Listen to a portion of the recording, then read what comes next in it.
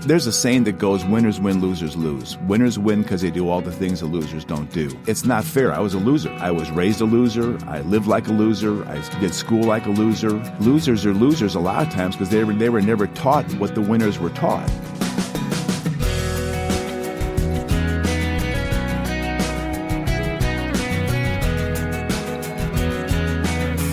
Stay tuned now to learn how to biblically break a bad habit and lead a more disciplined life. Because as today's guest says, when you don't, the only person you cheat is you.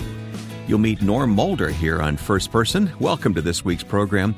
I'm Wayne Shepherd. Before we begin, please take a few moments to thank the Far East Broadcasting Company who enable us to bring you these interviews. More information about supporting FEBC can be found at firstpersoninterview.com by clicking on the banner for FEBC. Our guest now is a Christian businessman who has developed a learning program called Topuku, T-O-P-U-C-U, an acronym for The Only Person You Cheat Is You. Topuku is a program that will help you learn principles on changing a bad habit, becoming a finisher, and achieving your goals. The principles are gleaned from Scripture, and Topuku is gaining acceptance in several arenas of life, including athletics, prisoner rehabilitation, business, and academics.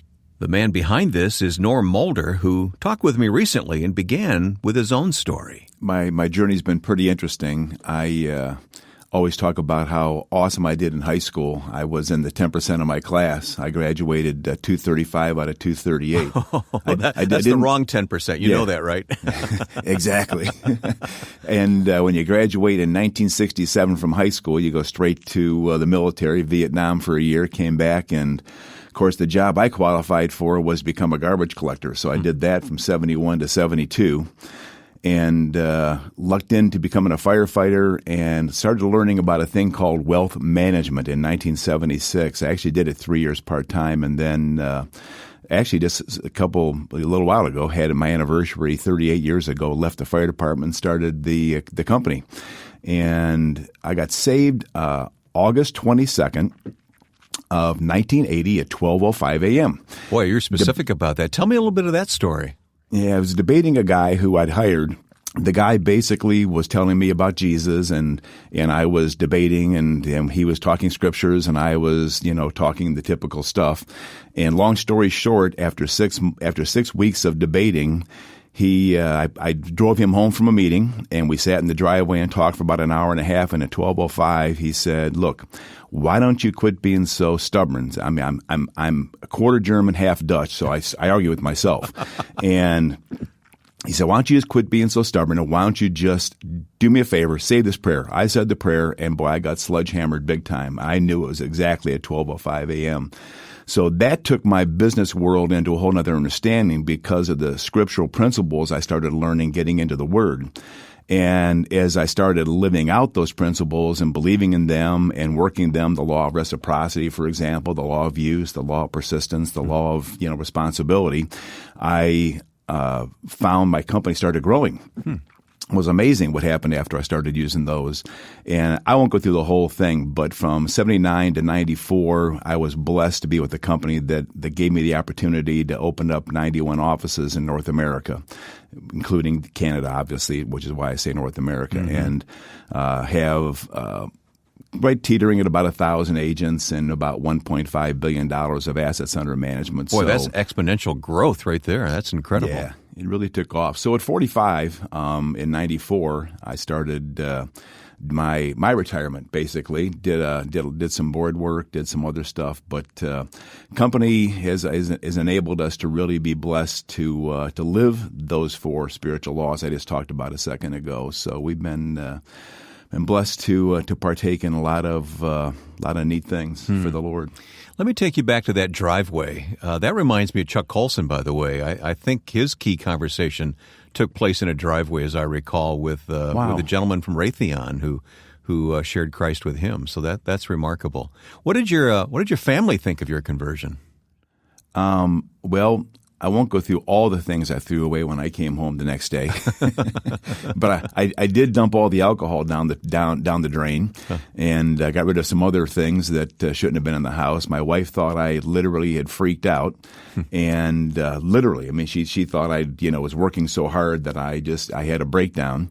And the neat thing is, in fact, today actually happens to be my birthday, believe it or not. Oh. And on my birthday of 1981, I asked her the exact, and we debated for from obviously August 23rd, 22nd actually, till my birthday. And on my birthday, I said, give me a birthday present. Pray this prayer. And she did on my birthday, February 8th of 81, and she found the Lord. So it was an interesting few months until we got there. But once she found Him and gave up her free will and accepted the free gift, then things kind of rolled. You got in sync with each other. That's remarkable. It really is an exciting story. Every time you hear someone's story like that, everyone's different, aren't they? Yeah. And the circumstances are different. The Spirit leads differently. But I love hearing these stories. That's why we tell them here on First Person, Norm. Yep. It's cool, to say the least. So here you are, successful, and you don't really need to do anything to live life, right? You're retired. There's two awesome words. They're called residual income, and from literally 94 on, it's been just trying to stay tuned in with what the Lord's got me doing in my life. Sure. And 68 today. And long story short, the time in between was interesting, but I had something interesting happen in December of 07. Okay. A friend of mine up in Canada had turned 60 years old then. I was a year and 2 months from being 60 back then. And we decided to celebrate his birthday by going to the Monterey Peninsula. And we played Pebble Beach and Spyglass and Spanish Bay and Half Moon Bay and a bunch of places. Golfers will know what you golf. mean. That's the top, isn't it? Yeah, it was quite a couple weeks, and I happened to come back December 7th and started seeking the Lord. I'd kind of been given these scores, these 20-year periods, 20 years of being an idiot, being a kid growing up, 20 years of figuring out how life works, and then 20 years of, I believe, trying to do what I could, to be of use to the kingdom. And I was seeking the Lord with what happens from 60 to 80 if He gives me that many years. And I started that little journey on December 7th and went all the way through to the 31st of December. And as you know, Wayne, the Lord will just give you little things. And every day I was getting, an email from somebody, boy, would you be my Boaz? And, help me. Would you do this? Would you do that? And in the last day, He gave me James 4:13-17. I was like, wow, now I know that's me because the scripture I'd always memorized was James 4:13-16. A man says, I'm going to go to a town and in a year I'm going to make a profit. And the next verse says, will you boast, what arrogant man, you're anything but a vapor. You may not be here in a year. Instead, you ought to say, if the Lord wills, I'll do this or that. Well, I had to look up 17 because I didn't know what it was. 17 says, if a man knows what to do and he doesn't do it, he sins. And I thought, wow, so maybe that was from the Lord. I thought that was pretty cool. Well, I found out 3 days later it was because I was in your neck of the woods. I drove from Cleveland to Chicago, actually Joliet specifically, to be introduced to our 14th of now 16 grandbabies. Mia was born January 3rd of 08, and we went to the hospital. On the way there, I said to Pat, my wife, I said, boy, I'm starving. Do me a favor, pull in that Arby's restaurant. I pulled in Arby's. We went inside, and I wish I could show this live, but I have the picture of what was framed on the wall. And what was framed on the wall was James 4:13-15. Oh, wow. So I don't know how many people have been given a scripture by the Lord. At Arby's. Driven 350 miles away and found it at a specific Arby's you asked to pull into, framed on the wall. So it was quite a confirmation. No accident. Yeah. No accident indeed. Yeah, 6-year journey to get to where we eventually got to with Tupuku. But, yeah. All right, let's talk about Tupuku. It's an acronym. What does it stand for? It stands for the only person you cheat is you. And got that around Thanksgiving of 13. And I was working out. I've never stopped working out. I do believe in the law of use it or lose it. So I was working out up in my exercise room at the house. But I am kind of a wimpy crybaby kind of guy when it comes to working out.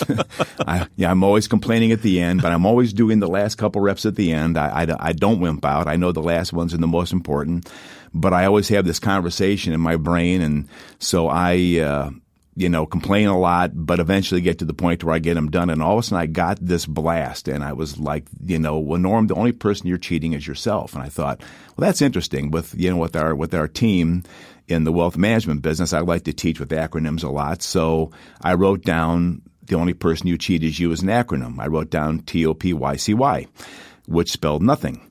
But when you text, you use the U. And I thought, okay, TOPUCU, the only person you cheat is you.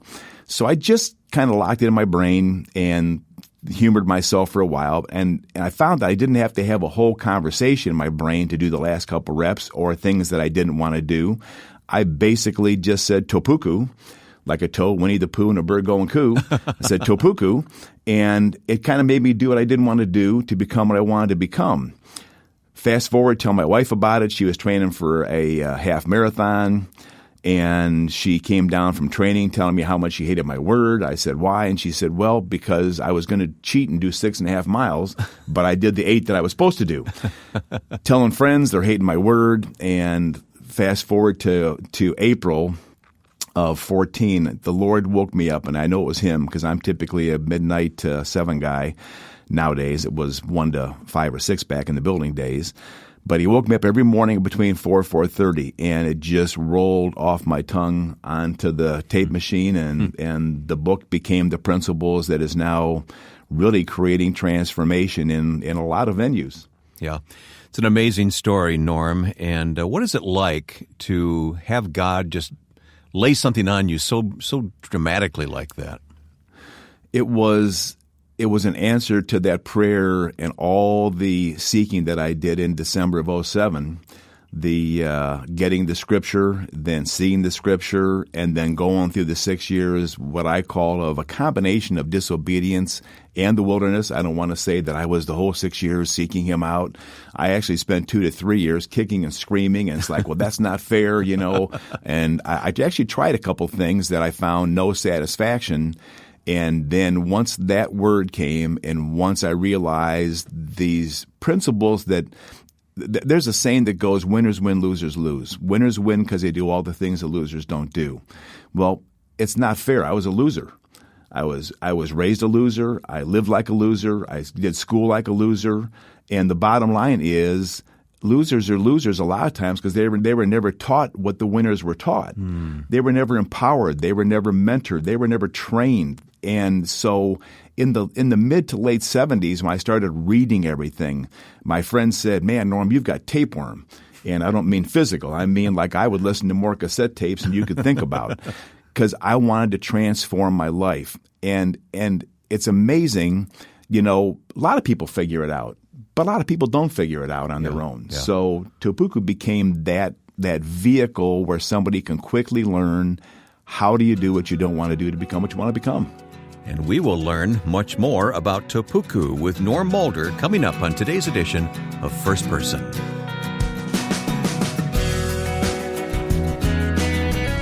This is Ed Cannon, president of the Far East Broadcasting Company. FEBC partners with First Person to bring these interviews to you each week because we never tire of hearing how God moves on the hearts of people to accomplish His purpose. Whether in the hard-to-reach places of the world or right here at home, we serve a living God who leads men and women to do great things for Him. Learn more about FEBC at firstpersoninterview.com. Click on the FEBC banner.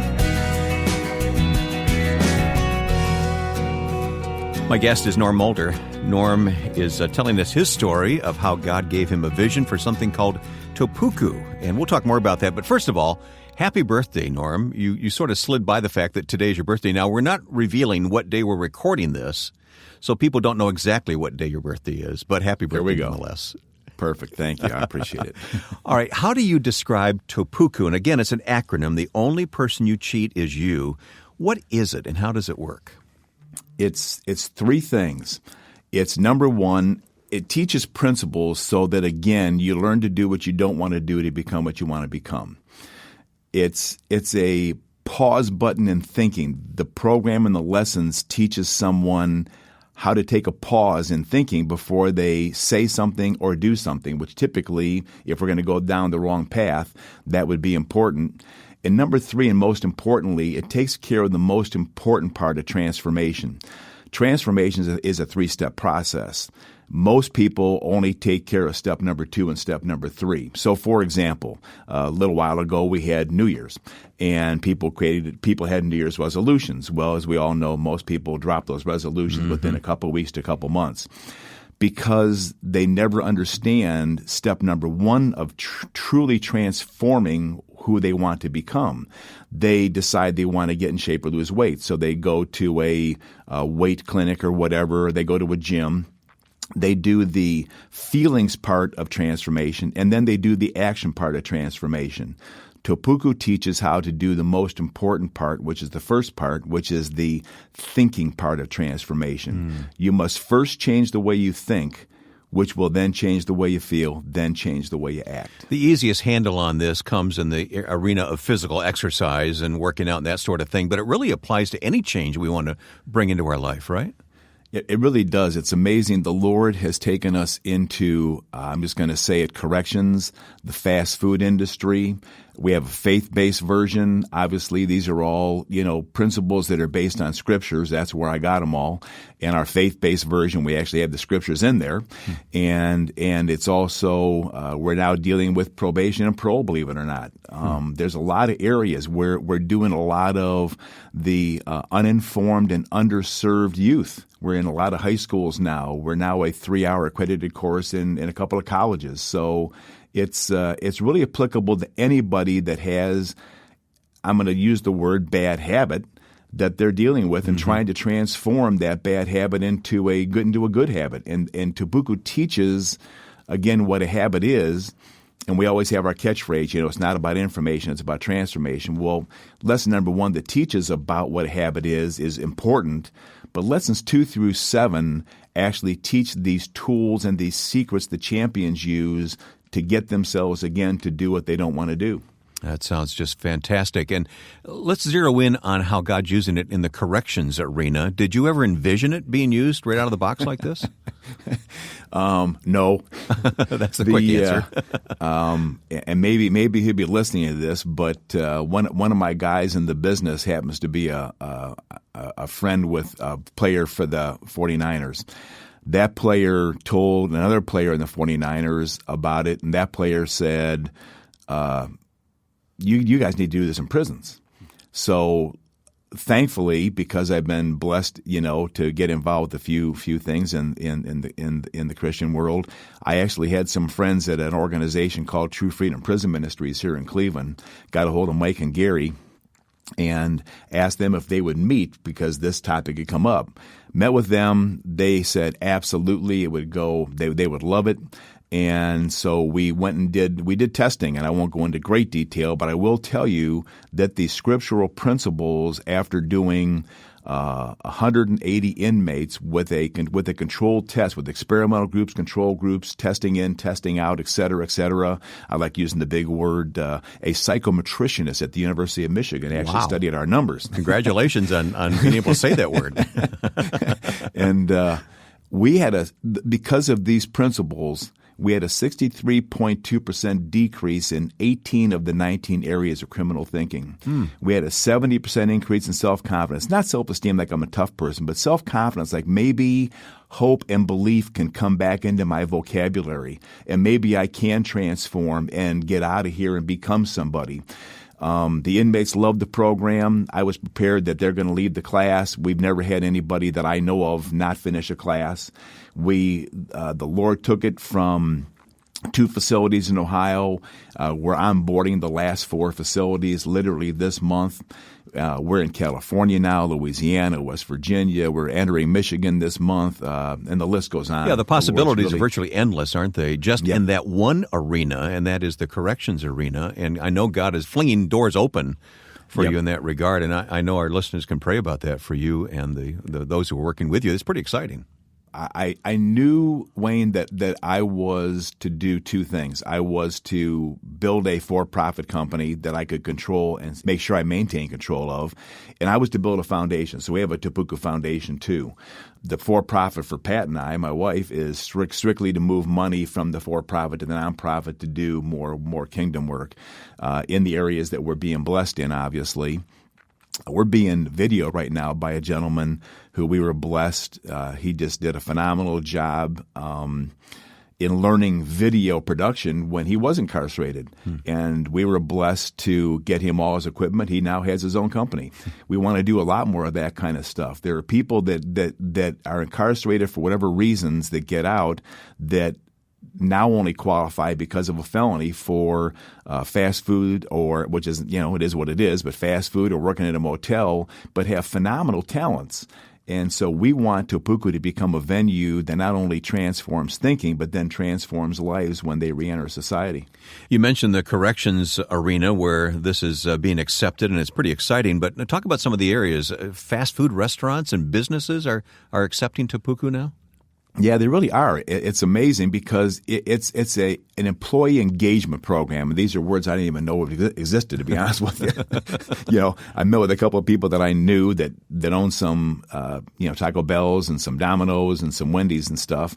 And all of a sudden, the next thing I knew, there was a lot of excitement and energy about, wow, for a relatively inexpensive program, I can engage this employee, help them hopefully become a better person, number one, which would help them become a better employee, number two, maybe more on time, maybe less tardiness, that kind of stuff. And so it's taken off there too. Yeah. What's next? Where's it going to go next, do you think? I really pray that the church accepts it. The faith-based version, I do believe, will help many again learn. This is going to sound horrible, but that would teach them the principles. How in the world do you control yourself? Mm-hmm. Again, I've said this now for probably the 8th time in this interview. How in the world do you get yourself to do what you don't want to do to become what you want to become? Right. Reminds me of what Paul said, doesn't it? The things I want to do, I don't do. Exactly.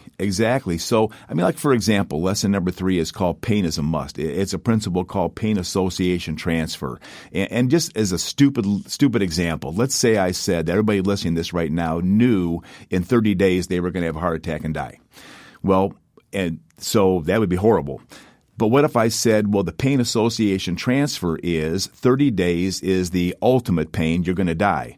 But the short-term pain would be walk 5 miles a day every day for 30 days. And if you did that, that would be your cure and you wouldn't die. Nobody would be concerned about walking 5 miles a day if they knew they were going to die in 30 days.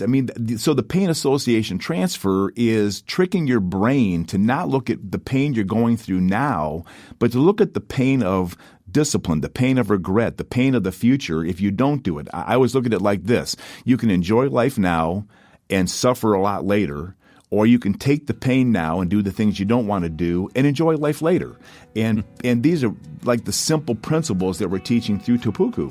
Our guest has been Norm Mulder talking about this learning management system called Topuku, again an acronym for The Only Person You Cheat Is You. Based on scriptural principles, it's amazing the acceptance that Topuku is receiving in helping people from all walks of life realize their goals, not just in business, but in all aspects of life.